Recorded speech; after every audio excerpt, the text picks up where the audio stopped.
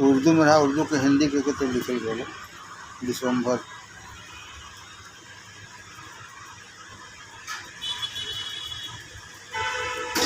दूसरा अध्याय दास। दास का अर्थ। दास या गुलाम का क्या अर्थ है? दास कौन है? गुलाम उसको कहते हैं जो खरीदा गया हो, मालिक को उस पर पूरा इख्तियार अधिकार हो, परंतु मालिक के ऊपर गुलाम का कोई इख्तियार या हक न हो। जो कुछ गुलाम करे उसका कोई एहसान व मुआवजा नहीं, और जो कुछ वह कमावे या जो कुछ उसके पास हो वह सब मालिक का है। जब हम उनके गुलाम हैं तो जो कुछ भी करते कराते सब उन्हीं का काम तो है। चाहे मरीजों को दवा बांटते हैं और चाहे घर का काम करते हैं, सब गुरु सेवा और पूजा है। अगर ईश्वर ऐसी सद्बुद्धि हमको अता फरमाए तो उसकी बड़ी इनायत है, और न दे तो जैसे चाहे रखे, यह भी उसकी बड़ी कृपा है। अपने मज़े के खातिर गुल छोड़ ही दिए जब, सारे जहाँ के गुलशन मेरे ही हो गए सब। सेवा का अर्थ। सेवा का क्या अर्थ है और यह कैसे हो? उत्तर। निज प्रभुमय देखहि जगत, कोई सन करहि विरोध। निज प्रभु सन मैं देखहि जगत, केहि सन करहि विरोध। नीचे लिखे वाकया घटना से समझें। मैं दौरे के सिलसिले में एक बार चित्रकूट गया था। वहाँ पर एक महात्मा दूर जंगल में एक मुकाम पर, जिसका ठीक नाम याद नहीं है, शायद रामशिला था, रहते थे। वह खुद खेती करके अपनी गुजर करते थे और किसी से कुछ भिक्षा नहीं लेते थे और न किसी तरह कुछ लेते थे। रुपया पैसा भी हाथ से नहीं छूते थे और न अपने पास ही रखते थे।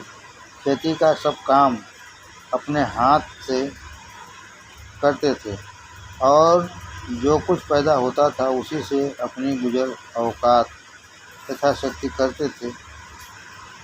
अगर किसी चीज़ की ज़रूरत हुई तो जिन्स अनाज से तब्दील कर लेते, लेकिन साथ ही इसके जो यात्री उनके आश्रम में जाता था उसकी खातिर ज़रूर करते थे और कुछ न कुछ उसे खिला पिला देते थे। उनका भाव दरअसल यह था कि वे सब जगत को सिया राम में देखते थे। यह उनका मराकबा ध्यान अंश दर्जा ऐसा बढ़ गया था कि स्वाभाविक हो गया था। किसी भी स्त्री को वह माता सीता जी समझते थे और हर पुरुष को भगवान राम, और दूर से देखते ही गदगद होकर खड़े हो जाते थे। उनकी आंखों में आंसू और चेहरे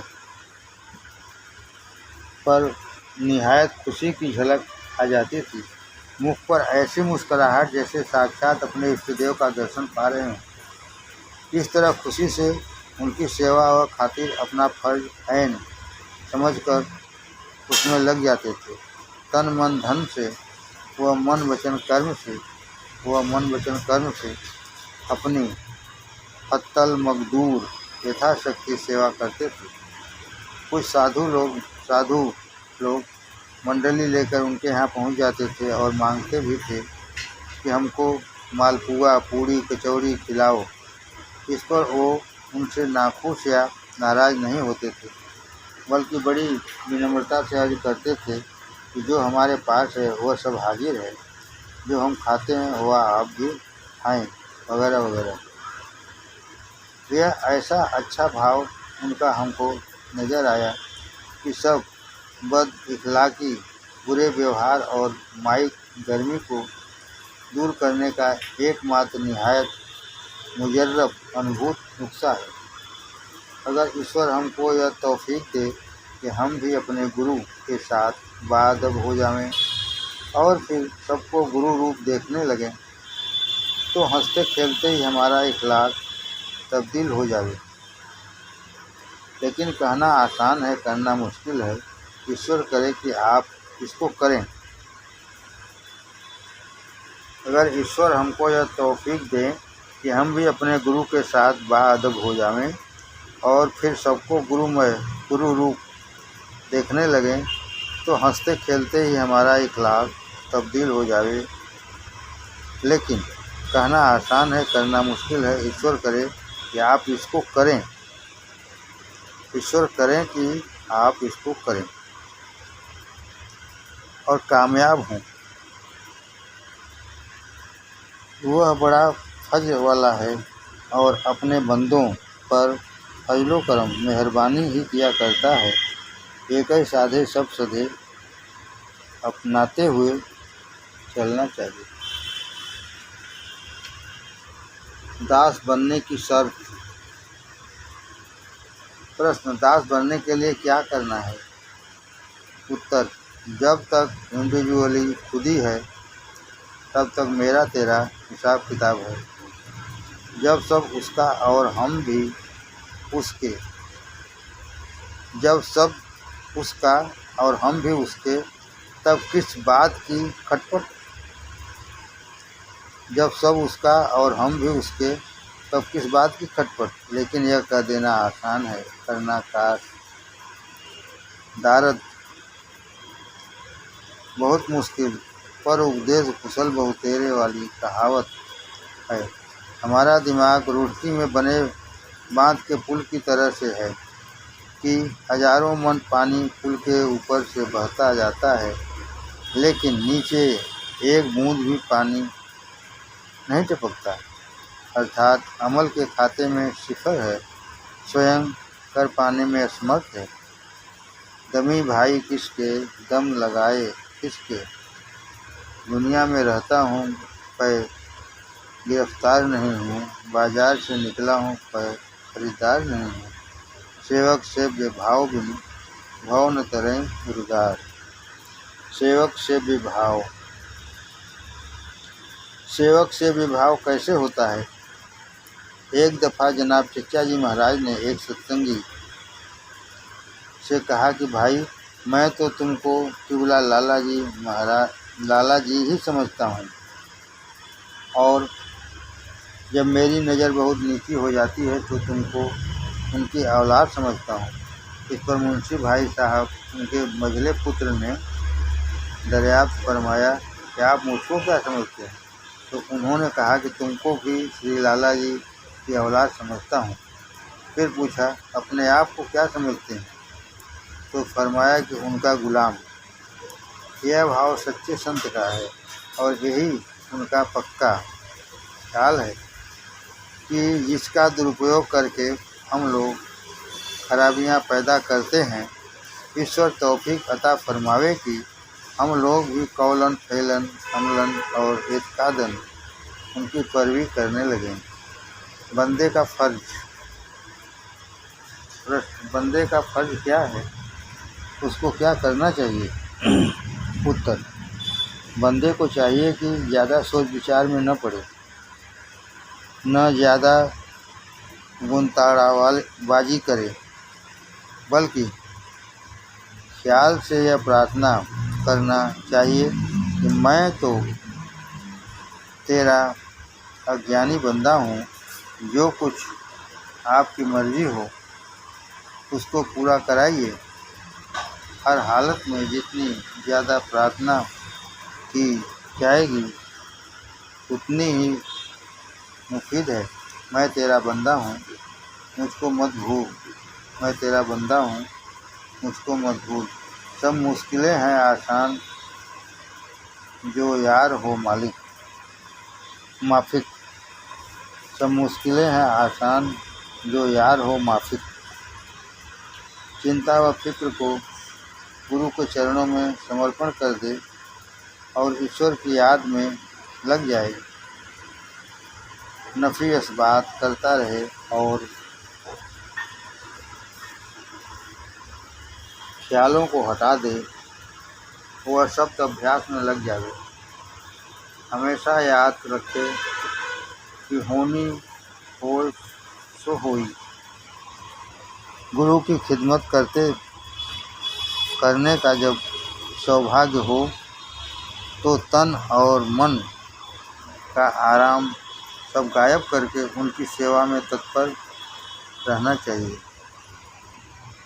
गुरु की खिदमत करने का जब सौभाग्य हो तो तन और मन का आराम सब गायब करके उनकी सेवा में तत्पर रहना चाहिए।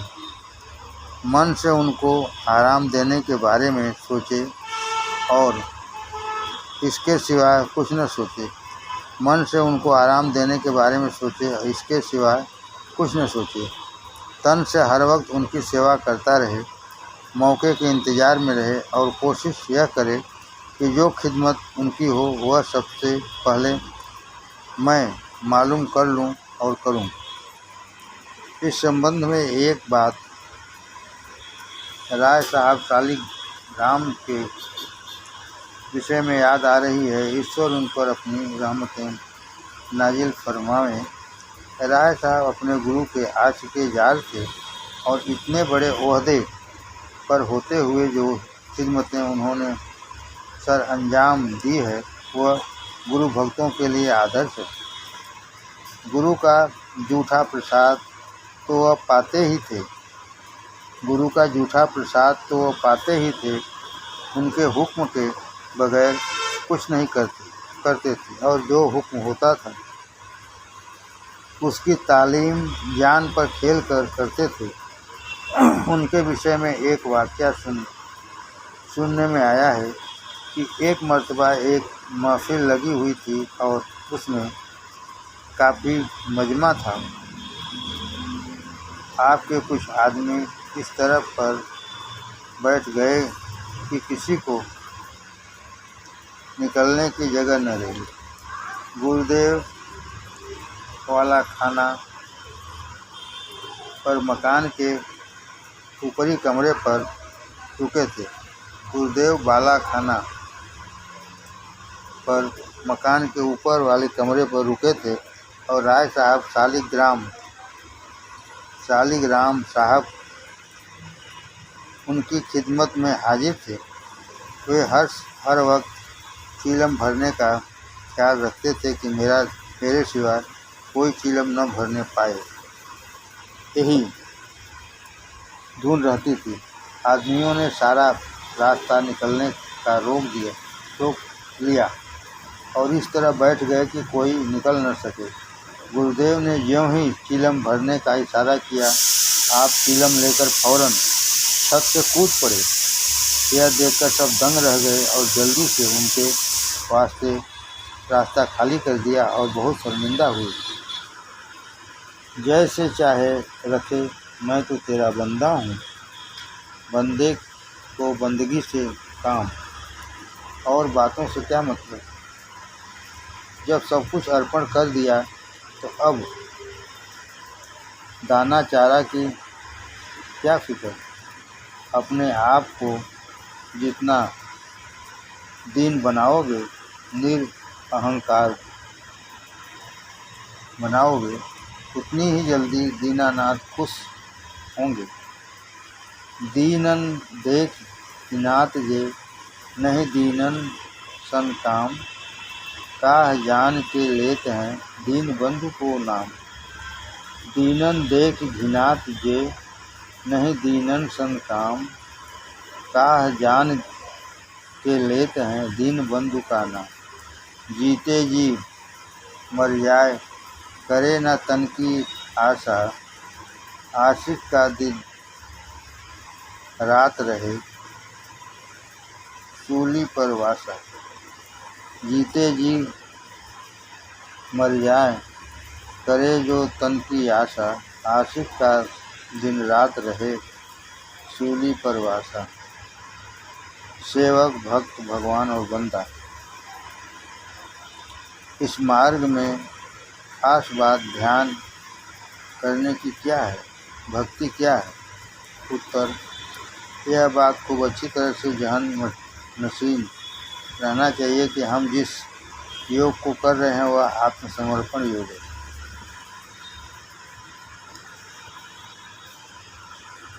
सर्वधर्मान् परित्यज्य मामेकं शरणं व्रज अहं त्वं सर्वपापेभ्यो मोक्षयिष्यामि मा शुचः।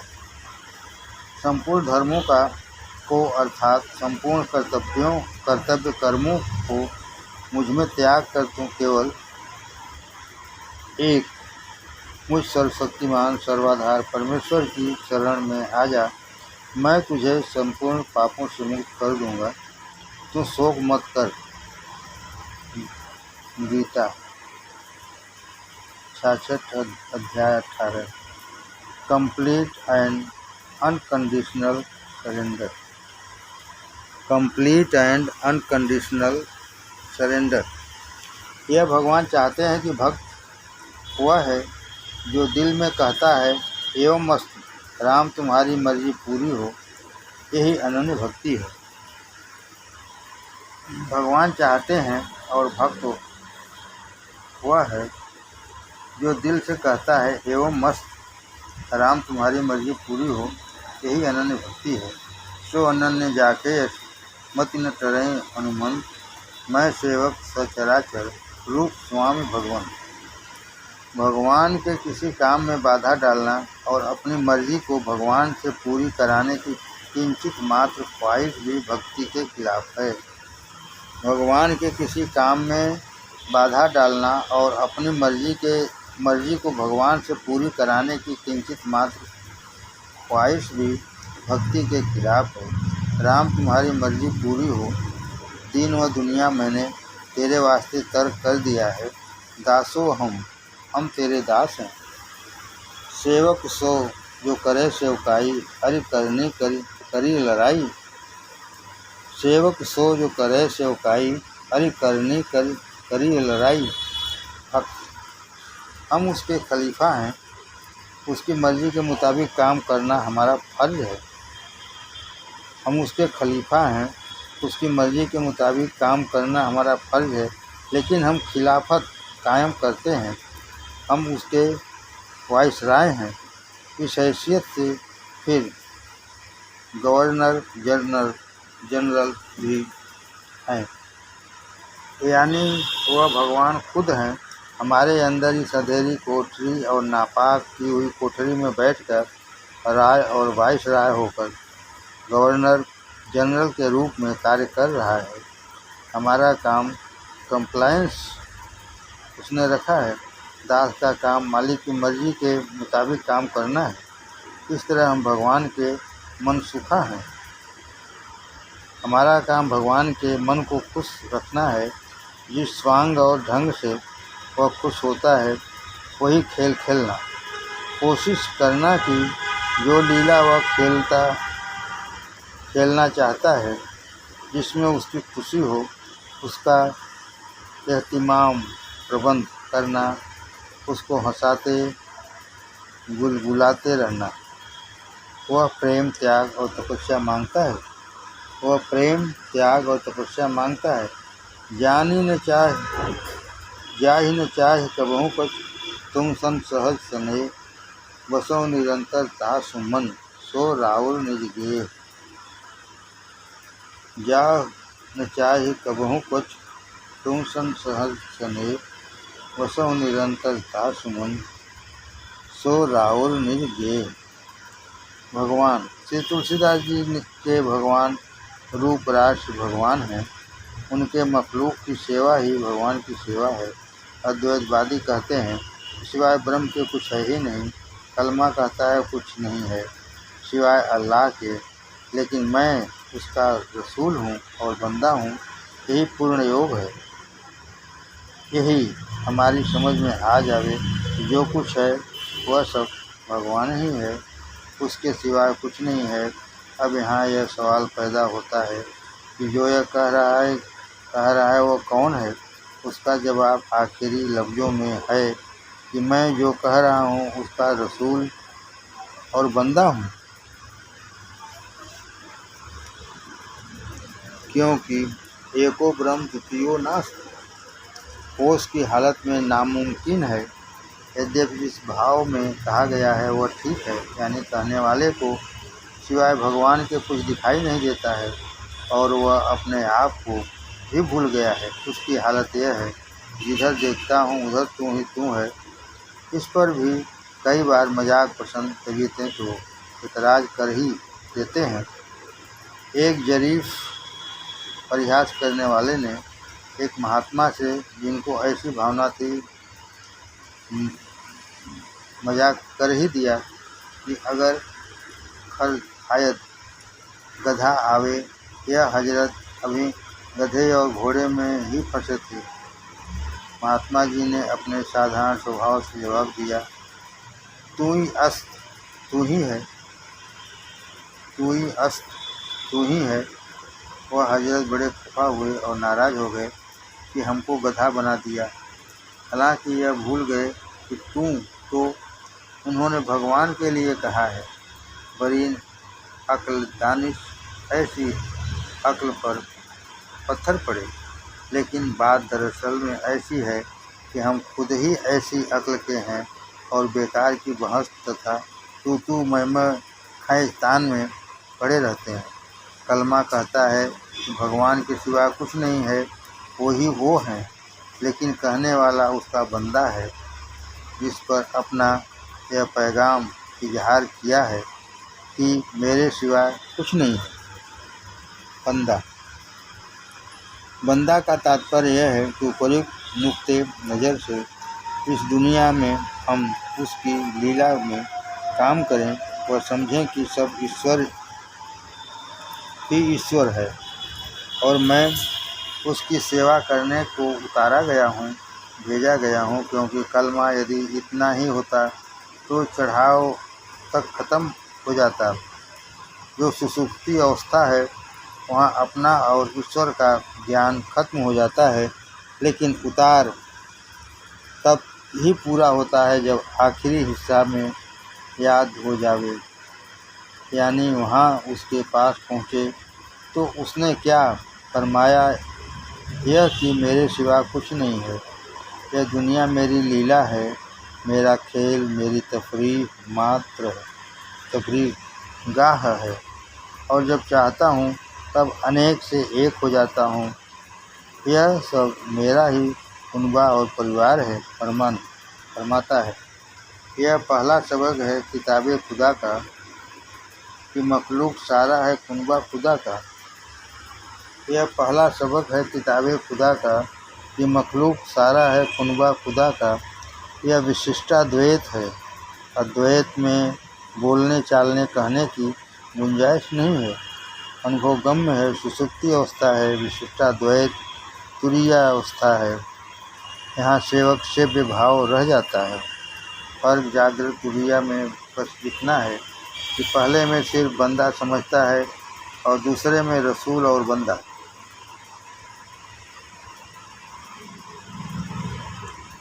फर्क जागृत और तुरीया में बस इतना है कि पहले में सिर्फ बंदा समझता है और दूसरे में रसूल और बंदा। काम दोनों को बंदगी ही करना पड़ता है। गुरु की वह वक़्त और दर्जा है जो रसूल का अपनी उम्मत में है, वही उसका अपने मुरीदों के गिरोह में है। खुदा के हजरत मुजद्दिद अल-सानी रहमतुल्लाह ने साफ अल्फाज में कह दिया है कि खुदा वह है जिसके बारे में हम कुछ नहीं जानते। कह दिया है कि खुदा वह है जिसके बारे में हम कुछ नहीं जानते। खुदा को हम इस मौजूदा अक्ल से नहीं जान सकते, लेकिन वह है क्योंकि दूसरी अक्ल से उसका रियलाइजेशन होता है जो बयान में नहीं आ सकता और यकीनी है, और उसके होने में हमारा इतना पक्का विश्वास है। अगर कोई हमारे बदन के टुकड़े टुकड़े कर दे तब भी हम यही कहेंगे कि खुदा है। मुख्तसर यह है, खुदा वह है कि जिसके बारे में चून चरा की गुंजाइश नहीं है। यह पूछने पर कि भक्त को क्या करना चाहिए, आपने फरमाया, उसको तामील हुक्म, उसकी लीला में सहयोग, जो काम वह कर रहा है। यह पूछने पर कि भक्त को क्या करना चाहिए, आपने फरमाया, उसकी तामील हुक्म, उसकी लीला में सहयोग, जो काम वह कर रहा है। 7वां खिदमत कैफियत स्थिति। आज जब महात्मा श्री पूज्य प्रभु दयाल जी के यहाँ गया था, देखा एक ठाकुर साहब श्री राम सिंह जी, श्री राणा जी इलाहाबाद से आए हुए हैं। उनको उनकी फनाइयत शेख की बहुत तारीफ़ की और फरमाया कि अच्छी फनाइयत वाला अपने गुरुओं में एक शायद ही कोई होगा। उनके गुरु महाराज मैनपुरी में हैं और वह उनको बाबूजी महात्मा श्याम बिहारी लाल जी साहब फतेहगढ़ कहते हैं। वे जितने देर रुके अपने आप उतनी देर तक गुरु रूप हो गया। ऐसे ठाकुर साहब से दरियाफ्त किया कि आपने यह नियामत कैसे हासिल की। उन्होंने फरमाया, मुझको कोई गैर नहीं मालूम होता, सब अपने ही मालूम पड़ते हैं। मैं गुरु महाराज से भी वैसा ही बेतकल्लुफ़ हूँ जैसा घर वालों से। जब ज़रूरत होती है तो हर एक बात दरियाफ्त कर लेता हूँ, बहस और हुज्जत भी कर लेता हूँ। ऐसा अदब का ख्याल ज़्यादा नहीं है, बल्कि जनाब किबला चचा जी के अल्फाज में गुरु को अपने घर का एक मेंबर समझना चाहिए। तहरीर। आपने फरमाया कि ये बड़े खिदमत गुजार हैं, सबकी खिदमत करते हैं। आप जो कहिए आपका काम करने को तुरंत तैयार हो जाएंगे, चाहे अपना काम पड़ा रह जाए, इसकी परवाह नहीं। दरअसल गुरु से प्रेम करना क्या है, आका और गुलाम की मोहब्बत क्या है, खिदमत क्या है, इन बातों पर गौर फरमाएं। दरअसल गुरु से प्रेम यह है भाइयों की खिदमत करे जिससे वह खुश होते हैं।